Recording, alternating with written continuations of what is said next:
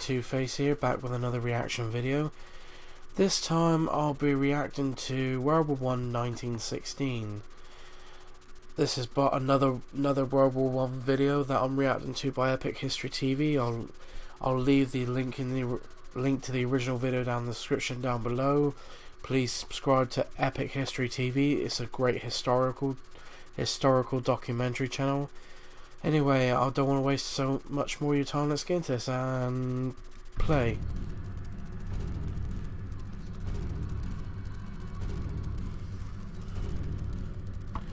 (1916) World War I was supposed Cavalry. to be a short and glorious war, but by 1916, a new kind of industrialized warfare had seen the death toll soar into the millions, with chlorine gas. Sight. Naval blockades were beginning to cause shortages of food and fuel across Europe, while thousands of women had entered the workforce, replacing the men sent to fight in their buildings. I did hear about that. All sides were preparing for a long war. War of attrition. The war has raged for a year and a half as the Allies continue to battle the Central Powers, which Russia's had the worst luck so far. Never understood that. At sea, the British maintain their naval blockade of Germany, preventing the import of food and other vital raw materials. Germany has retaliated with a U-boat blockade of Britain, but has to limit its attacks to avoid provoking the neutral USA, whose citizens have already been caught in the crossfire. Of course they're going to be annoyed with that. On the Western Front, French, British and Belgian troops are dug in opposite the Germans. Trench Both warfare. sides trapped in the bloody stalemate of trench warfare.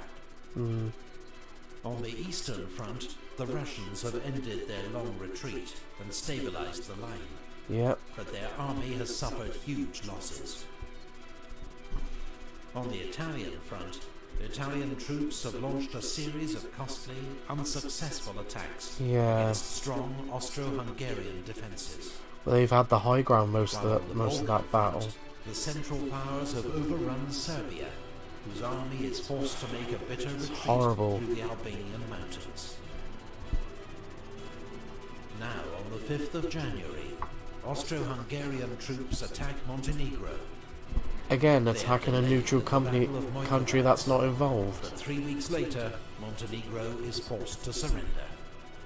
Well, they couldn't stood up to the Austro-Hungarians. Front, the Russians launch a surprise winter offensive against Ottoman Turkish forces. 6 weeks later, Russian troops occupy the city of Verdun. In April, they capture the Black Sea port of Trebizond. Meanwhile, the British transport 2 motorboats to Lake Tanganyika in Africa. They finally arrive after a 10,000-mile trip by sea and land, and help the British seize control of the strategic lake from local German forces. The same month, in German Cameroon, German troops besieged on Mora Mountain for 18 months finally surrender to the Allies. It marks the end of the Cameroon campaign.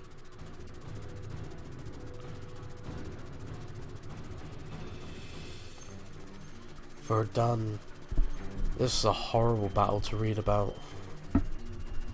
On the Western Front, the Germans unleash a devastating assault on the French fortress town of Verdun. German General Erich von Falkenhayn knows France will defend this symbolic town to the last man. His plan, in his own words, is to bleed France white in its defense. It is the strategy of attrition. Harsh. Verdun becomes one of the most terrifying battles of the war.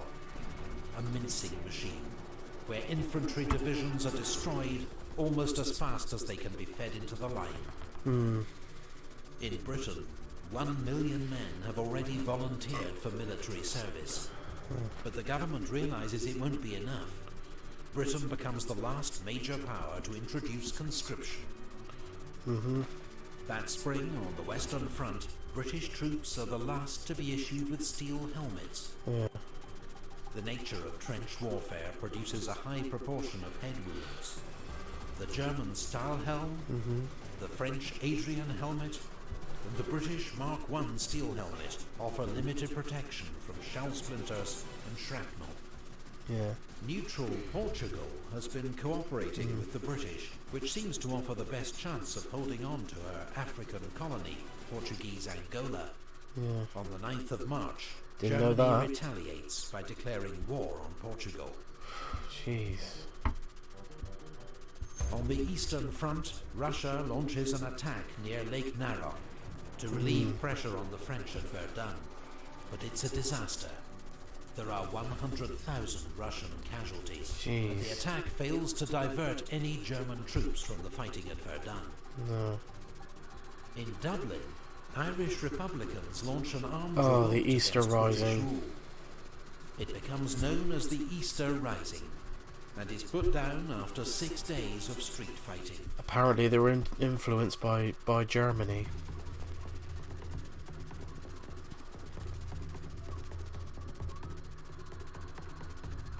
In the Middle East, after a 5-month siege, British forces at Kut surrender. General Townsend leads 9,000 British and Indian soldiers into captivity. About half later die from starvation or disease. Britain wants Arab support in its fight against the Ottoman Empire, so it's promised Arab leaders an independent Arab state after the war. But now, Britain and France secretly signed the Sykes-Picot Agreement. planning after the war to divide the Middle East. That was such a into British and stupid French move. zones of control. Unaware of this deal, Hussein bin Ali, Sharif of Mecca, leads the Arabs in revolt against Turkish Ottoman rule. In the Battle of Mecca, his forces seize control of the Holy City.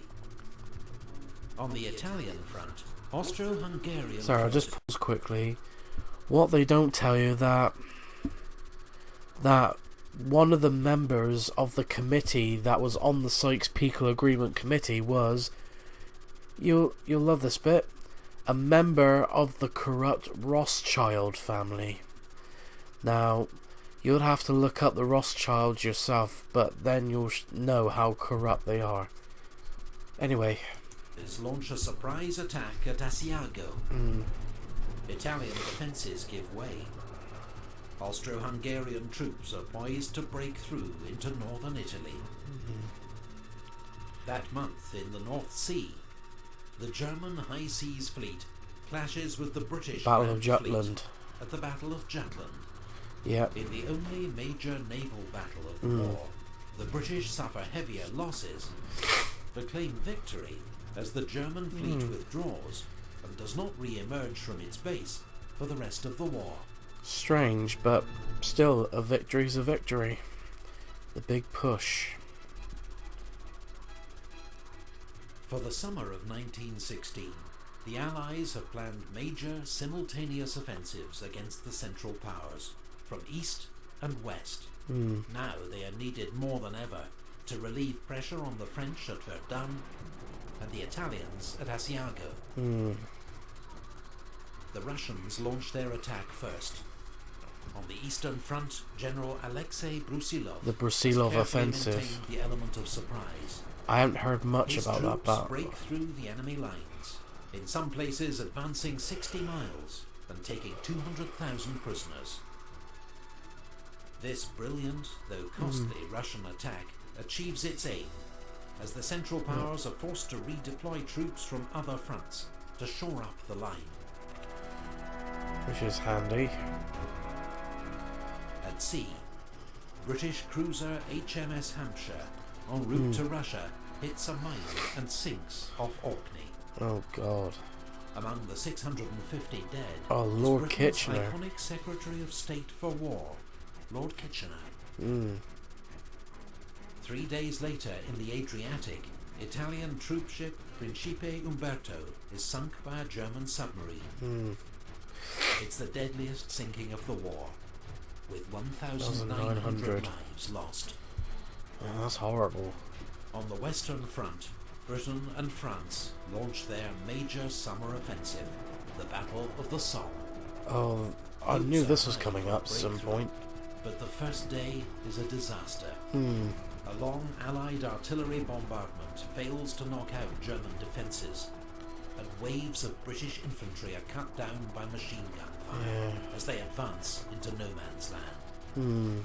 In the space of a few hours, the British suffer 57,000 casualties. It's called no man's land for a reason. It's the worst day in the history of the British Army. Wow. But more attacks are ordered, and the battle will rage for another 5 months. Now this I definitely didn't hear about, Romania joining the war. Encouraged by the Russian advance, Romania joins the Allies.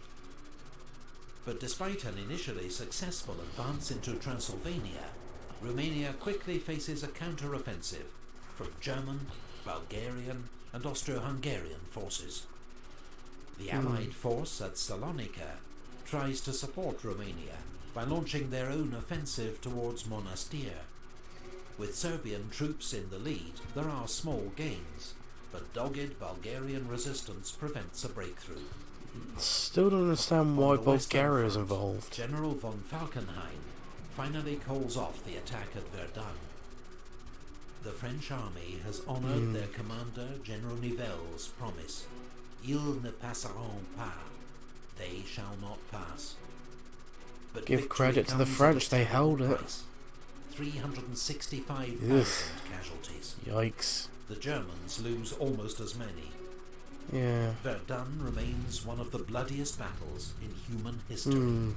But give credit to the French, they held Verdun. For his defeat at Verdun, Falkenhayn is sacked, and Germany's heroes of the Eastern Front, von Hindenburg and Ludendorff, take command in the west. Meanwhile, the Battle of the Somme continues. Near the village of Flers, the British introduce a new weapon they hope The will tank. break the deadlock of the trenches. It is called the tank.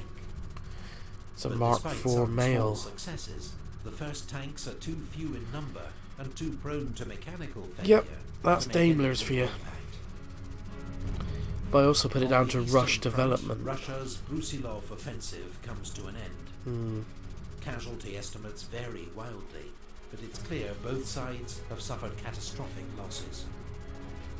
1 Neither million the for the Russian nor Russians, Hungarian army ever and fully 1.4 recovers. million for the Austro-Hungarians. On the Italian front, heavy fighting rages throughout the autumn, Still on the Osonzo. as Italian forces make repeated, costly assaults against Austro-Hungarian positions along the Isonzo River. The Battle of the Somme comes to an end amid autumn rain and mud. The Allies have advanced 10 miles at the cost of 600,000 casualties. Wow. German losses are about 450,000. The Allies reassure themselves that this is a winning strategy, because at this rate, Germany a very risky will run out of strategy. hope first. Meanwhile, disaster engulfs Romania as the country is overrun by the Central Powers. Romanian forces suffer 250,000 casualties. The remnants of its army take position alongside the Russians on the Eastern Front. That winter, Franz Joseph, Emperor of Austria since 1848, dies. He is succeeded by his son, Karl. Great nephew. In Britain, Prime Minister Herbert Asquith is forced from office and succeeded by David Lloyd George, while General Joffre is replaced as French Commander-in-Chief by General Nivelle, who promises victory through bold, aggressive action. Amid the comings and goings, God, US not until you hear about the President Nivelle Woodrow's offensive. attempts to mediate a peace settlement come to nothing. Neither side is willing to make concessions. Epic History TV relies on the support of fellow history lovers. And that'll do it. That's another good video. Still don't understand why Bulgaria got involved with the Central Powers, and Romania didn't have much luck, but I give credit to the French, they held on to Verdun, even despite huge losses. But that's it for this video. If you enjoyed this reaction, please like, comment and subscribe, and I'll upload more videos as soon as possible. See ya.